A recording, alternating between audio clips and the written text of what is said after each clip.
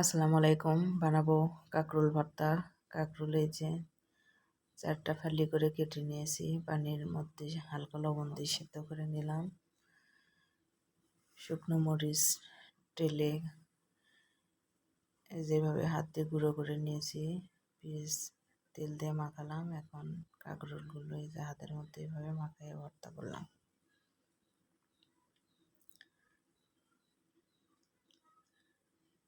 আর বানাবো পেঁপে ভর্তা।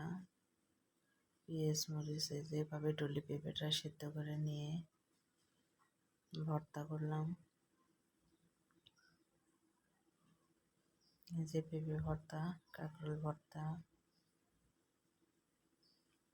আর করবো আলু, ঝিঙা দিয়ে ইসে মাছ চচ্চড়ি। যে সব কিছু রেডি করে নিয়েছি কেটে ধুয়ে। এখন আলু পিস সব কিছু দিয়ে যে সুন্দর করে হাতে মাখায় চিংড়ি মাছগুলো দিয়ে বসে দেবো চুলায়।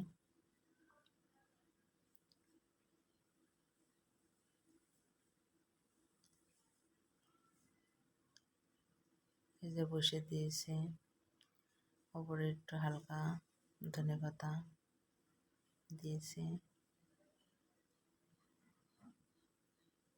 এই যে রান্না শেষ।